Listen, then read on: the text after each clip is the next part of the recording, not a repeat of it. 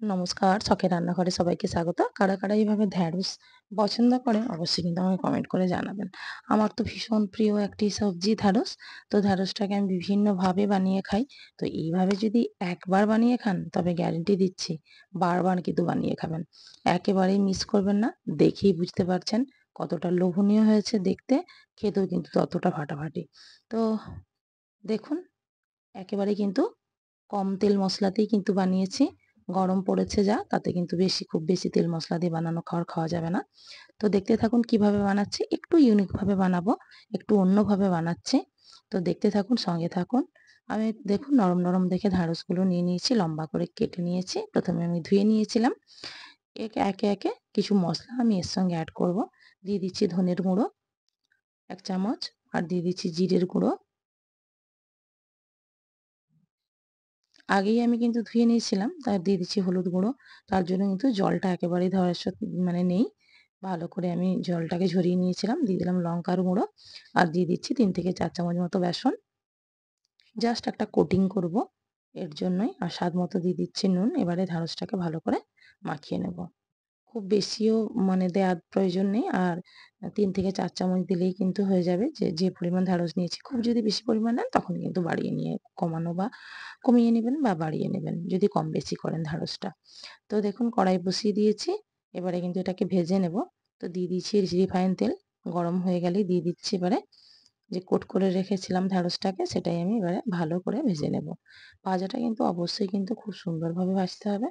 ভাজাটা যেন বেশ মুচমুচে হয়। যেহেতু বেসনটা আছে খুব সুন্দর কিন্তু বেশ ভাজাটা যেন লালচে হয়ে যায় বেসনটা, সেই পর্যন্ত কিন্তু মুচমুচে হয়ে যাবে দেখবেন। তখন বুঝতে হবে যে ভাজাটা একেবারে পারফেক্ট হয়ে গেছে। তো একেবারে এই মুচমুচে অংশগুলো কিন্তু ফেলে দেবেন না। বেসনটা পুরোটাই কিন্তু আমি তুলে রেখে দিচ্ছি। আপনারাও কিন্তু নিয়ে নেবেন। এটা কিন্তু গ্রেভিতে খুব সুন্দর খেতে ভালো লাগবে। তো দেখুন ভাজা হয়ে গেছে। পুরোটাই আমি তুলে নিলাম। এরপরে আমি কড়াইতে দিয়ে দিচ্ছি। দেখুন ভাজাটা কত সুন্দর হয়ে গেছে। তো কড়াইতে দিয়ে দিচ্ছি আমি তেল। হ্যাঁ, কড়াইতে দিয়ে দিলাম তেল। আর ফোড়নে দিলাম হচ্ছে কালো জিরে, আর দিয়ে দেবো কিছুটা কাঁচা লঙ্কা। এবারে ঝালটা কম বেশি করে নেবেন আপনারা।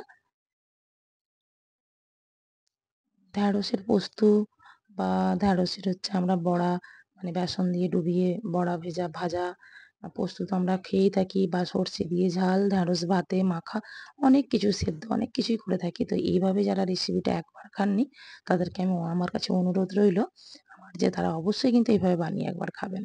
তো দেখুন কথা বলতে, বলতে পেঁয়াজটাও আমি তেলের মধ্যে ভেজে নিলাম। আর ভাজার পরে দিয়ে দিলাম পেঁয়াজটা ভালো করে ভেজে নিয়েছি। পেঁয়াজটা আমি ৪ টে পেঁয়াজ নিয়েছিলাম, সেটা আমি কিছুটা ভেজে নিলাম, আর কিছুটা আমি বাটা, এই যে পেস্টটা দিচ্ছি পেঁয়াজ, আদা বাটা আর পেঁয়াজটা বাটা।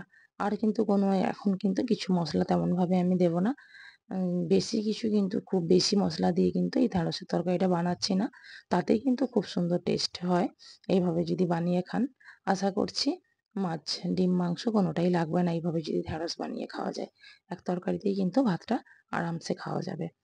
এই দেখুন দিয়ে দিলাম একটা মানে টমেটোকে আমি ভালো করে ছোট, ছোট করে কেটে রেখেছিলাম, সেটাও দিয়ে দিচ্ছি। আর দিয়ে দিচ্ছি একটু লাল লঙ্কার গুঁড়ো। লাল লঙ্কাটা আমি যেহেতু কমই দিয়েছিলাম, তো একটু এখন দিয়ে দিলাম।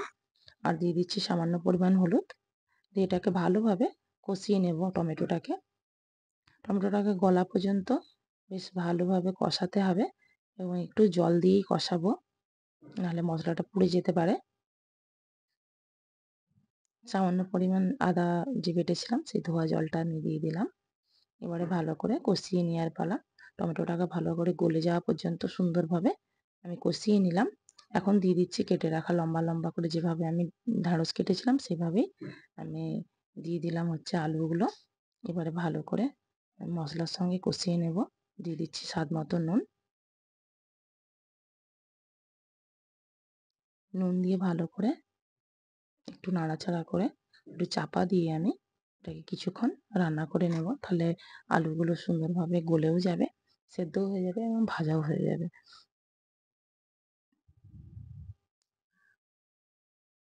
আলুর সঙ্গে মশলাগুলো খুব সুন্দর করে আমি মাখিয়ে নিলাম নুন দিয়ে।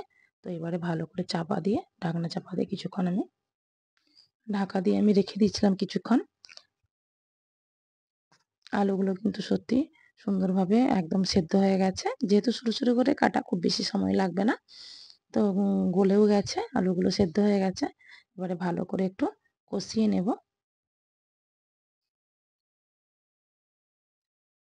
দেখুন খুব সুন্দরভাবে একদম কষিয়ে ভাজা, ভাজা করে নিলাম মসলার সঙ্গে আলুটাকে। এবারে আমি জল দিয়ে দেব পরিমাণ মতো। আরও সামান্য আরেকটু জল দিয়ে দেব, যাতে মশলাগুলো বেশ আলুর সঙ্গে বেশ সুন্দরভাবে একটা ঝোল, ঝোল হয়ে যায় এবং আমি যে ঢ্যাঁড়সগুলো যে ভেজে রেখেছিলাম সেটাও যেন দিয়ে দিলে একটু ভালোভাবে ফোটাতে পারি। তো খুব বেশি এখানে গ্রেভি তো হবেই না। মোটামুটি সেমি গ্রেভি যেটা সেইটুকুই হবে। তো বেশি জলের প্রয়োজন নেই। অল্প করেই জলটা দিলাম। এবারে ভেজে রাখা যে ঢ্যাঁড়সগুলো সেগুলো আমি দিয়ে দিচ্ছি। এবারে কিছুক্ষণ চাপা দিয়ে রান্নাটা করে নেব। বেশিক্ষণ না ২-৩ মিনিট মতো রান্না করলেই কিন্তু একেবারে রেডি হয়ে যাবে আলু ঢ্যাঁড়সের এই ইউনিক একটি রেসিপি। অবশ্যই এতক্ষণ আমার সঙ্গে থাকার জন্য অনেক, অনেক ধন্যবাদ। আশা করছি যদি ভালো লেগে থাকে আমার ভিডিওটা অবশ্যই কিন্তু লাইক, কমেন্ট ও শেয়ার করবেন, পাশে থাকবেন। আর অবশ্যই কিন্তু বানিয়ে খাবেন। বানিয়ে খেলে কমেন্ট করতে একেবারেই কিন্তু ভুলবেন না।